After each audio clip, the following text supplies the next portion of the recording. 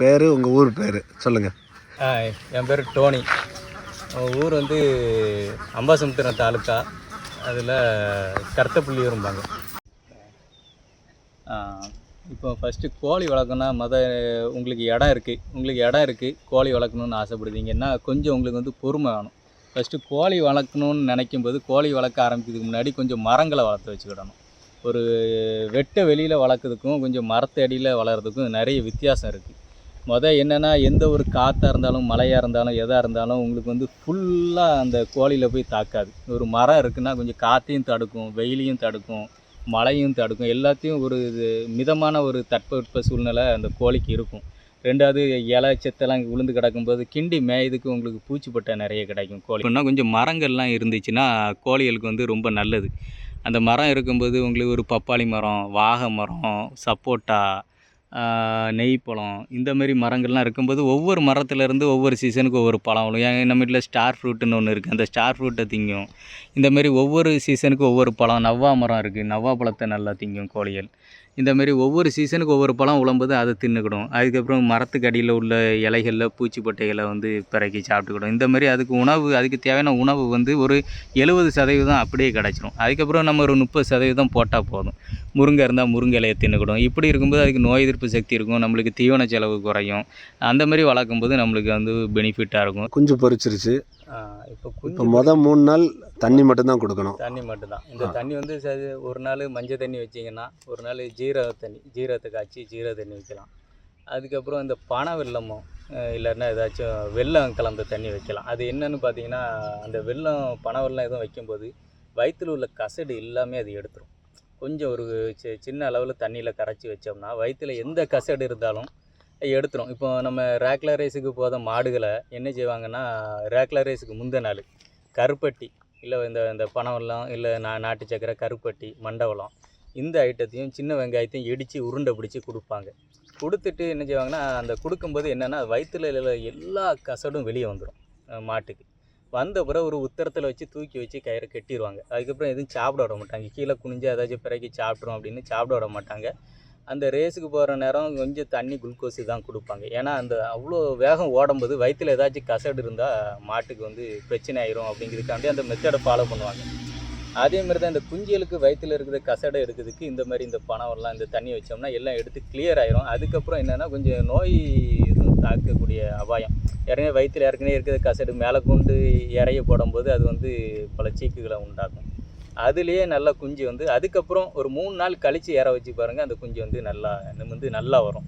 அதோட க்ரோத்து நல்ல வித்தியாசம் தெரியும். அதேமாரி என்னென்னா கொஞ்சம் சின்ன வெங்காயம் அரிஞ்சு போடலாம், இந்த சின்ன வெங்காயம்லாம் வெட்டி போடலாம். அப்புறம் குஞ்சுகளுக்கு சின்ன வயசுலேயே கூட்டுக்குள்ளே அடைச்சி நம்ம ஒரு வாரம் 10 நாள் 2 வாரம் வரைக்கும் கொஞ்சம் அடைச்சி தான் நம்ம மேக்ஸிமம் வளர்க்கணும். ஏன்னா எதுக்காண்டினா இந்த கழுகு இதுக்கெல்லாம் தப்பிக்கிறதுக்காக வேண்டி கொஞ்சம் சட்டுன்னு ஓடிக்கிடாது, ஈஸியாக வந்து பிடிச்சிரும். அப்போ இந்த அடைச்சி போட்டு வளர்க்குற சமயம் நம்மளுக்கு மெயினாக என்னென்ன நம்மகிட்ட நிறைய உணவு நம்மளுக்கு சீப்பாக ஃப்ரீயாக நிறைய கிடைக்கும் அதையெல்லாம் கொடுத்து பழக்கணும். நம்ம எதை சின்னதில் கொடுத்து பழக்குதோமோ அதில் வந்து கோழிகள் வந்து நல்லா திங்கும். ஒரு எக்ஸாம்பிளுக்கு முருங்கைக்கீரை இருக்குது. முருங்கைக்கீரை வந்து நல்ல நியூட்ரிஷன் கோழிகளுக்கு, நல்ல பிளட்டுலேருந்து ஹீமோக்ளோபின்லேருந்து எல்லாமே கூடும், அயன் இருக்குது, நல்ல நோய் எதிர்ப்பு சக்தி எல்லாமே இருக்குது. ஆனால் என்னென்னா கோழிக்கு வந்து முருங்கைக்கீரையை போட்டால் சாப்பிடாது. காரணம் என்ன, நம்ம குஞ்சில் பழக்கணும். அப்படி இருக்கும்போது அந்த முருங்கைக்கீரையை ஒரு கொலையை கட்டி நம்ம தொங்க விட்டோம்னா குஞ்சியை வந்து கூட்டுக்குள்ளே இருக்கும்போது கொத்தி பழகிரும் குஞ்சில். அப்புறம் அது பெருசாக வளர்ந்தப்புறமும் உங்கள்கிட்ட ஒரு முருங்கை மரம் இருக்குன்னா 2 கொலையை இப்படி பிச்சு போட்டிங்கன்னா ஓடி வந்து இலையை பூரா பிறக்கி தின்றும். அப்போ உங்களுக்கு வந்து உணவு செலவு கம்மியாகும், நோய் எதிர்ப்பு சக்தி அதில் கிடச்சிரும், சீக்கு வராது. இந்த மாதிரிலாம் இருக்குது வந்து நம்ம சின்னதுலேயே பழக்கிறதுல தான் இருக்குது. அதுபோக என்னென்னா வெள்ளை பூசணி, அந்த பூசணி வந்து என்னென்னா அது வந்து நம்ம டிவார்மிங் பண்ணுற மாதிரி அதேமாரி அதை வந்து நீங்கள் என்ன செய்யணும்னா சின்னதுலேயே நம்ம அதை வந்து வெட்டி 2 துண்டா 3 துண்டா வெட்டி அங்கங்கே பீஸாக வச்சாச்சுன்னா கோழி குஞ்சியை வந்து அதை கொத்தி பழகிடும். அப்போ வெண்பூசணியை கொத்தி பழகும்போது அதை திங்க பழகிடும். அப்போ வந்து டிவார்மிங் பண்ணணும் கோழிகளுக்கு. அடிக்கடி டிவார்மிங் வந்து ஒரு 3 மாதத்துக்கு ஒருக்க பண்ணிகிட்டே இருக்கணும். இல்லைன்னா நம்ம என்ன சாப்பாடு கொடுத்தாலும் உடம்பு வைக்காது. அதுக்கு வந்து கோழிகளுக்கெல்லாம் ஈஸியாக குடல் புழு வந்து வந்துடும். ஏன்னா எல்லாத்தையும் மேயுது வைக்க அப்படிங்கும்போது வந்துடும். நம்ம அப்போ எல்லாத்துக்குமே ஒரு கேள்வி என்ன சொன்னாலும் அந்த காலத்தில் இதெல்லாம் செஞ்சாங்களா, அந்த காலத்தில் இதெல்லாம் செஞ்சாங்களான்ட்டு. அந்த காலத்தில் வீட்டில் 4 கோழி 5 கோழி வளர்த்துருப்போம். அப்படி வளர்க்குறதுக்கு தேவையில்லை. நான் அதான் சொல்லுதேன், ஒரு நம்ம ஸ்ட்ரென்த்து ஒரு 20க்கு மேலே போச்சுனாலே நம்ம இதெல்லாம் ஃபாலோ பண்ணி தான் ஆகணும். நம்ம வீட்டுக்கு 2, 3 வளர்க்குறதுக்கும் ஒரு பிஸ்னஸாவோ கமர்ஷியலாவோ நம்ம வளர்க்குறதுக்கும் வித்தியாசம் இருக்குது. அப்படி வளர்க்குற நேரத்தில் நான் டிவார்மிங் பண்ணணும். டிவார்மிங் பண்ணதில் வந்து இங்கிலீஷ் மெடிசன் கொடுக்கணும்லாம் அவசியம் இல்லை. நம்ம இங்கிலீஷ் மெத்தடில் நம்ம செய்ய வேண்டியது ஒரே விஷயம் கோழிகளுக்கு வேக்சின் தான். நாயாக இருந்தாலும் சரி, கோழியாக இருந்தாலும் சரி, நம்ம வேக்சினேஷன் மட்டும் பண்ணணும். அது வந்து பண்ணால் தான் இப்போ உள்ளதுக்கு நம்ம எல்லாத்தையும் சக்ஸஸ்ஃபுல்லாக வளர்க்க முடியும். மற்ற எல்லாமே நம்ம வந்து நேச்சுரலாகவே பண்ணிடலாம். டிவார்மிங் பண்ணதுக்கு நிறைய மெத்தடு இருக்குது. அது ஆனால் ஒவ்வொன்றுக்காக பிடிச்சி ஊட்டணும். இப்போ வேப்பலையும் மஞ்சளும் அரைச்சி கூட கோழிக்கு கொடுக்கலாம். ஆனால் கோழி திங்காது. ஒவ்வொன்றையாக பிடிச்சி ஒவ்வொன்றுக்கும் ஊட்டி விடணும். இது வந்து ப்ராக்டிக்கலாக நம்ம 50, 100 கோழி வச்சுருக்கும்போது செய்ய முடியாது. அப்போ ஈஸியான மெத்தடுன்னா ஒரு பப்பாளி பழம் இருக்கா, வாங்கிட்டு வந்து 2, 3 துண்டாக வெட்டி அங்கே போட்டாச்சுன்னா பப்பாளி பழத்தை தின்னா ஆட்டோமேட்டிக்காக டிவார்மிங் ஆகிடும். இது டிவார்மிங்கில் சிம்பிளஸ்ட்டு மெத்தடு இதுதான். அதுக்கப்புறம் வெண்பூசணி சின்ன வயசுலேருந்தே கொடுத்து பழக்கணும்னா அதை வெட்டி வச்சாலும் டிவார்மிங் ஆகும். டிவார்மிங்னா என்ன? டிவார்மிங்னா என்னென்னா குடல் நம்மளுக்கு புழு நீக்குதல். வயிற்றில் குடலில் வந்து புழு வந்து வச்சிரும் கோழிகளுக்கு. அப்போ புழு வச்சோடனே என்ன சாப்பாடு சாப்பிட்டாலும் உடல் எடை அதிகரிக்காது. கோழியோட வெயிட் அப்படியே இருக்கும். அது சத்து எல்லாத்தையுமே புழு தான் எடுத்துருக்கும். அப்போ என்னென்னா நம்ம டிவார்மிங் பண்ணும்போது நம்ம கொடுக்குற ஆகாரம் வந்து உடம்புல பிடிச்சி கோழி வந்து நல்லா உடம்பு வெயிட் வச்சு நல்லா வரும். இதுதான் டிவார்மிங்கு. 2வது என்ன வேக்சின் நீங்கள் பண்ண போகிறீங்க, ஏதாச்சும் வேக்சின் பண்ண போகிறோம் 3 மாதத்துக்கு ஒருக்கா R2B R2VKன்னு ஒரு வேக்சின் பண்ணுவாங்க. அது 3 மாதத்துக்கு ஒருக்கா. இந்த 3 மாதத்துக்கு ஒருக்கா எதுக்கு வேக்சின் பண்ணுதோம்னா, சீக்கு கோழிக்கு ஒன்றுக்கு வந்துச்சுன்னா, அதாவது 4, 5 வைக்கும்போது பிரச்சனையே இல்லை. 40, 50ன்னு இருக்கும்போது ஒரு கோழிக்கு சீக்கு வந்துச்சுன்னா எல்லாமே சாகும். அது வந்து இன்னும் நம்ம வந்து வெளியே மேய விட்டு வளர்க்கும். அப்போ 3 மாதத்துக்கு ஒருக்கா தான் நம்மளுக்கு வந்து கிளைமேட் கண்டிஷன் வந்து மாறும். நம்மளுக்கு மழை காலம், குளிர்காலம், வெயில் காலம், காற்று காலம், இந்த ஒவ்வொரு சீசன் மாறும்போது தான் கோழிகளுக்கு சீக்கே வரும். இந்த சீசன் எத்தனை நாளைக்கு ஒருக்க மாறினா 3 மாதத்துக்கு ஒருக்க மாறும். அந்த சீசன் மாறுறதுக்கு அதுக்கு தான் 3 மாதத்துக்கு ஒருக்க வேக்சின் வச்சுருக்காங்க. இது வந்து ரெக்கையில் நம்மளே போட்டுடலாம். இதுக்கு டாக்டரெல்லாம் கூப்பிடணுன்ட்டு பெரிய அந்த மாதிரிலாம் இல்லை. ஸ்கின்னில் போடுற ஒரு இன்ஜெக்ஷன் தான். அது ரெக்கையை தூக்கிட்டு ரெக்கையில் நம்மளே போட்டு விட்டுறலாம். அது வந்து ஒரு 3 மாதத்துக்கு ஒருக்க R2B போட்டோம்னா அதுக்கப்புறம் R2VK. இது வந்து ஒரு 5 மாதத்துக்கு ஒருக்க கூட போடலாம். 3 மாதத்துக்கு ஒருக்க போடணுன்னு கூட அவசியம் இல்லை. இந்த வேக்சின் மட்டும்தான். மற்றபடி அந்த வேக்சின் பண்ணதுக்கு முன்னாடி ஒருக்க டிவார்மிங் பண்ணணும். கோழிகளை டிவார்மிங் எதுக்கு பண்ணுதோம்னா, அப்போ அந்த மருந்து கூட நம்ம உடம்புல பிடிக்கணுன்னா டிவார்மிங் பண்ணியிருந்தால் தான் அந்த வேக்சினோட எஃபெக்ட்டு முழுமையாக கோழிகளுக்கு வந்து சேரும். இப்படி இந்த சிம்பிளான விஷயங்களை பார்த்துக்கிட்டாலே நோயிலேருந்து மேக்ஸிமம் நம்ம தப்பிச்சிடலாம். இப்போ நான் சொன்னது எல்லாமே வேக்சின் போடுறது வைக்கிறது எல்லாமே ஒரு ப்ரிவென்ஷன் மெத்தட் தான். இது வந்து என்னென்னா, இதெல்லாம் போட்டு வச்சோன்னா நோய் வராமல் இருக்க நம்ம வந்து prevention is better than cure மாதிரி. நம்ம வந்து நோய் வந்த பிறகு க்யூர் பண்ணணுன்னு என்றைக்குமே நினைக்கக்கூடாது. நோய் வராமல் இருக்க என்னெல்லாம் செய்யணும் அப்படிங்கிறதுக்கு தான் நான் இந்த வேக்சின் போடுறது, இந்த மாதிரி கீரை கொடுத்து பழக்கிறது, இந்த மாதிரி டிவார்மிங் பண்ணுறது, இது எல்லாமே சொன்னேன். 2வது தங்குத இடத்த வந்து என்றைக்குமே நீட்டாக வச்சுக்கணும். கோழிகளுக்கு வந்து இன்டீரியராக பிரச்சனை பண்ணக்கூடிய வந்து பூச்சி இனம் வந்து புழு, குடல் புழு. அதை எடுக்கிறதுக்கு என்னென்ன மெத்தட் இருக்குதுன்னு சொல்லிட்டேன். இங்கிலீஷில் உள்ள மெத்தடை நான் நாட்டு வைத்தியம் தான் சொல்லியிருக்கேன். அதேமாரி கோழிகளுக்கு வந்து எக்ஸ்டீரியராக வந்து பிரச்சனை பண்ணக்கூடிய பூச்சி வந்து செல்லும்பாங்க. நம்ம 2 வகை இருக்குது. கருஞ்செல்லு இருக்குது, மற்ற உடம்புல போகக்கூடிய செல்லு இருக்குது. இந்தமாரி 2 வகையான செல்லு இருக்குது. இந்த செல்லு வந்து உடம்புல இருக்கக்கூடிய செல்லு ஒரு வகை. அதேமாரி அதை வந்து செல்லுன்னு சொல்லுவாங்க. அதேமாரி அந்த கோழிகளோட அந்த கொண்ட மண்டை மேலே அந்த பூவு, அதுக்கப்புறம் இந்த கண், இதை சுற்றி ஒரு கருஞ்செல்லும்பாங்க. அது வந்து ரொம்ப கொஞ்சம் ஹார்டான ஒரு டேஞ்சரஸான ஒரு செல்லு. அது வந்து கோழியோட பிளட்டு இதெல்லாம் வந்து உறிஞ்சிரும். அது ஒரு கோழி எவ்வளோ சாப்பிட்டாலுமே எப்படி குடல் புழு இருந்தால் கோழி உண்டாகாதோ அதேமாரி இந்த செல்லு இருந்தாலும் சீக்கிரத்தில் வெயிட்டுக்கிட்டு வைக்காமல் ஒரு மாதிரி இருக்கும்.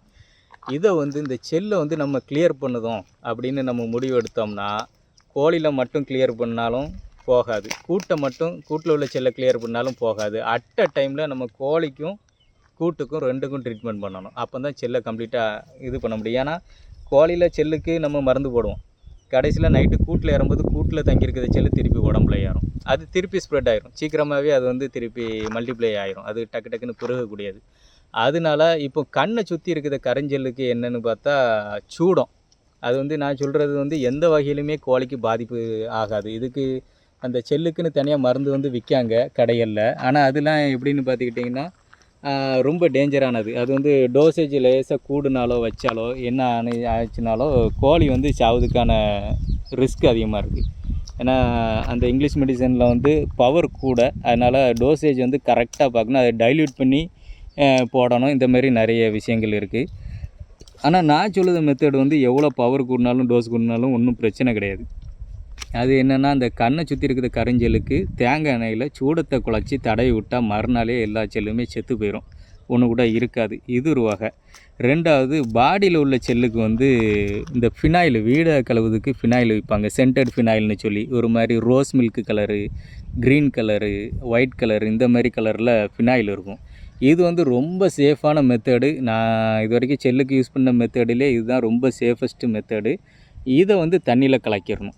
தண்ணியில் கலக்கிட்டு நம்ம வாளியிலையோ எதுலையாச்சும் கலக்கி வச்சுட்டு ஒவ்வொரு கோழியாக முக்கணும். முகம் மட்டும், மண்டை மட்டும் முங்காமல் கழுத்து வரைக்கும் முக்கிடணும். முக்கிட்டு அந்த மண்டையில் மட்டும் அந்த தண்ணியை, அந்த ஃபினாயில் கலந்த தண்ணியை மண்டையில் வந்து லேசாக துணியில் முக்கி தொடச்சி விட்டுறணும். தொடச்சி விட்டு முகத்துலலாம் பட்டாலும் ஒன்றும் பிரச்சனை இல்லை, அது ஒன்றும் செய்யாது. அதனால் இந்தமாரி தொடச்சி விட்டோம்னா செல்லு போயிடும். இந்த செல்லு எல்லாம் காலையில் நீங்கள் கூட்டு அவுத்து விடும்போது எல்லா கோழியும் இப்படி ஃபினாயில் தண்ணியில் முக்கி நீங்கள் வெளியே விட்டுறணும். கொஞ்ச நேரத்தில் அது வெயிலில் காஞ்சி நார்மலாக ஆயிரும். தண்ணியில் முக்கி விட்டோன்னா கொஞ்சம் நேரம் குளிரில் நிற்கும். அது கொஞ்சம் நல்ல வெயில் அடிக்கிற காலமாக பார்த்து செய்யணும். செல்லு மெத்தடை நான் சொல்லிட்டேன். இது போகவும் நீங்கள் வளர்க்குற இடத்துல அங்கங்கே சாம்பல் கொட்டி வச்சிங்கன்னா அந்த சாம்பலில் வந்து கோழி மண் குளிக்கும். மண் குளிக்கும்போது சாம்பலில் மண் குளித்தாலே உடம்புல உள்ள செல்லு கீழே உழுந்து போயிடும். இது போகவும் நம்மளுக்கு வந்து நிறைய குவான்டிட்டியில் வளர்க்கும்போது செல்லு எக்ஸ்ட்ரா பத்தம்போது தான் நான் இந்த மெத்தடை சொல்லுவேன். இது போக கோழி கூட்டில் வந்து நம்ம வந்து இங்கிலீஷ் மெடிசன் தான் அடித்தாகணும். அந்த இடத்துல வந்து நாட்டு மருந்து வந்து பவராக வேலை செய்யாது. கோழிகளுக்கு மட்டும்தான் நம்ம இந்தமாரி பவர் குறைஞ்ச இந்தமாரி சூடம், தேங்காய் எண்ணெய், சாம்பல் இதெல்லாம் செட் ஆகும். அப்போது இந்த ஃபினாயில் வந்து கண்டிப்பாக ஹெவியாக உடம்புல பரவிட்டுனா அந்த ஃபினாயிலில் முக்கி தான் ஆகணும். கூட்டுக்கு மட்டும் உங்களுக்கு இந்த கடையில் கிடைக்கக்கூடிய மருந்தை வாங்கி கோழி அவுத்து விட்ட உடனே கூடு ஃபுல்லாக அடிச்சிடணும். ஃபுல்லாக அடிச்சுட்டு ஒரு மணி நேரம் கூட அடைச்சி போட்டு அதுக்கப்புறம் ஓப்பனாக திறந்து விட்டுறணும். சாயந்தரம் வரைக்கும் நல்லா ஃப்ரீயாக காத்தோட்டமாக ஆகி அந்த பவர் எல்லாம் சாயந்தரத்துக்குள்ளே போயிடும். அப்புறம் கோழி உள்ளே அடையும் போது அப்போ பகலில் நம்ம கோழிக்கும் கிளியர் பண்ணிட்டோம், அதே சமயத்தில் கூட்டுலேயும் கிளியர் பண்ணிட்டோம். அப்புறம் கோழி உள்ளே இறங்கும்போது டோட்டலாக செல்லு இருக்காது. இதுதான் மெத்தடு. செல்லு வந்து எப்படி வருதுன்னா நம்ம கொஞ்சம் க்ளீன் பண்ண கொஞ்சம் தவறுனாலும் சரி, கொஞ்சம் மழை காலத்தில் ஈரப்பதம் கூட்டுக்கு வந்தாலும் சரி, அது மாதிரி கோழி வந்து அடையில் உட்காரும்போது செல்லு நிறைய வரும். இந்த மாதிரி டைங்கெலாம் செல்லு வரும். செல்லு வராமலேயெல்லாம் நம்ம வளர்க்க முடியாது. அது எப்போமாச்சும் ஒருக்க வரும்போது இந்த மாதிரி கிளியர் பண்ணிக்கிட வேண்டியதான். அடிக்கடி வராது, எப்போமாச்சும் வரும்போது இந்த மாதிரி கிளியர் பண்ணிக்கிட்டால் செல்லு பிரச்சனையிலிருந்தும் நம்ம தப்பிச்சிடலாம். இந்த மாதிரி பார்த்து சில விஷயங்களை செஞ்சாலே நம்ம சக்ஸஸாக வளர்த்துடலாம் கோழியை. ஒன்றும் பெரிய விஷயம் இல்லை. கோழி ஷெட்டு ஒரு 10க்கு 16 அந்த சைஸில் போட்டிருக்கோம். சரி. இப்போ அதில் கோழி ஷெட்டுக்குள்ளே கம்பில் கோழி அடைகிற மாதிரி ஒரு செட்டப் பண்ணியிருக்காங்களே, அது என்ன மாதிரி பண்ணலாம்? கம்பில் கோழி அடையுது வந்து ஆமாம் பண்ணுவாங்க, நாட்டுக்கோழி. அது வந்து என்னென்னா கொஞ்சம் ஹைஜீனாக இருக்கும். அது நம்ம பறநாடுங்காங்கல்ல, அந்தமாரி கோழி வந்து இப்படி கம்பில் அடையும் போது என்னென்னா அந்த எச்சம்லாம் கீழே விழுந்துடும். கீழே விழும்போது மேலே உள்ள கோழி வந்து அந்த எச்சத்தில் இல்லாமல் கொஞ்சம் ஹைஜீனாக இருக்கும். நான் வரும்போது காலைல வந்து ஃப்ரெஷ்ஷாக இருக்கும், எந்த அழுக்கு இல்லாமல் இருக்கும். அதனால் கொஞ்சம் அந்த செல்லுலாம் பத்தாது கோழிகளுக்கு மேலே. அதுக்காண்டி கம்பு போடுவாங்க. ஆனால் கம்பு போடும்போது என்னென்னா அதில் சில பிரச்சனை. நானும் கம்பு போட்டிருக்கேன். ஒரு சில கோழிகள் வந்து கம்பில் அடையாது. சில கோழிகள் வந்து கீழே தான் தரையில் தான் அடையும், அதுவும் முக்கில் தான் அடையும். இப்போ எப்படி சொல்ல, இந்த ஒரு கூடு உங்களுக்கு இப்படி இருக்குது, இந்த சைஸில் உங்களுக்கு கூடு இருக்குன்னா, இவ்வளோத்துக்கு கூடு இருக்குன்னா இந்த கூடு ஃபுல்லாமே கோழி வந்து இருக்காது. இந்த கூட்டில் இந்த சென்ட்ரு ஏரியா வந்து ஃப்ரீயாக தான் இருக்கும். கோழி வந்து அடையாது. இந்த சென்டரில் அடையாது. மேக்ஸிமம் இந்த 4 கார்னரில் தான் கொத்தாக இருக்கும் கோழியை. இந்த நாட்டுக்கோழி வளர்த்துருந்தா தெரியும் அவங்களுக்கு. இந்த ஒன்று இந்த கார்னரில் கொத்தாக இருக்கும், அப்புறம் இந்த கார்னரில் ஒரு கூட்டமாக இருக்கும், இதில் ஒரு கூட்டம் இருக்கும், இதில் ஒரு கூட்டம் இருக்கும். இந்த கூட்டத்தில் சில குஞ்சு ஒரு சில புதுசாக வந்த செட்டு பேட்ஜி புதுசாக பொரிஞ்ச குஞ்சுகளை வந்து அந்த பெரிய கோழிகள் சேர்க்காமல் கொத்தி விரட்டும். அப்போ கொத்தி விரட்டும் போது இருட்டுக்குள்ளே நைட்டு இருட்டாயிட்டுன்னா நைஸாக போய் ஒளிஞ்சிக்கிடும். அப்படி ஒளிஞ்சு பகலில் திருப்பி கண்ணு தெரியும் போது கொத்தோம்னா அந்த காலையில் கொஞ்சம் விடித நேரத்தில் கொஞ்சம் இந்த முக்கில் வந்து இந்த கார்னரில் இருக்கும். மொத்தத்தில் கார்னரில் மட்டும்தான், அந்த முக்கில் தான் கோழிகள் அடையும்போதே சென்ட்ரு பிளேஸில் வந்து கோழி அடையாது. இப்போ நம்ம கம்பு போடும்போது என்னென்னா நம்ம இந்த கார்னரு இந்த முக்குகளில் நம்ம கம்பு போட்டோம்னா கம்பில் சில கோழிகள் வந்து ரொம்ப ஆசைப்பட்டு அடையும். ஏறி கம்பில் உட்காரதுக்கு நிறைய கோழிகள் ஆசைப்படும். சில கோழிகள் வந்து கீழேயே தான் உட்காரும். அப்போ என்ன ஆகுன்னா மேலே இருந்து அந்த கம்பில் இருந்து போடக்கூடிய எச்சம், கம்பில் அடையக்கூடிய கோழிகள் வந்து போடக்கூடிய எச்சம் கீழே அடையக்கூடிய இந்த கோழிகள் மேலே விழும். இந்த மாதிரி பிரச்சனை எனக்கு வந்திருக்கு. அப்போ அதை நம்ம டெய்லி பிடிச்சி கம்பில் ஏற்றி பழக்கணும் எல்லா கோழியும். அது வந்து பழகணும்னு சொல்ல முடியாது, சில கீழே அடைஞ்சி பழகின கோழி கீழே தான் அடையும். அப்போ நம்ம அந்த கம்பு போடும்போது அந்த கம்பு வந்து அந்த கார்னரில் ப்ளேஸ் ஆகாத மாதிரி நம்ம பார்த்துக்கிடணும். அது வந்து கொஞ்சம் இந்த சென்டரில் இந்த மாதிரி இடத்துல கம்பு போடுற மாதிரி. இப்போ கிராஸ் டு கிராஸ், இப்போ இந்த முக்கிலேருந்து இந்த முக்குக்கு இப்படி ஒரு கிராஸாக ஒரு கம்பு போட்டிங்கன்னா உங்களுக்கு கோழிங்க அடையும் போது அது வந்து சென்டருக்கு வரும், அந்த முக்குக்கு வராது.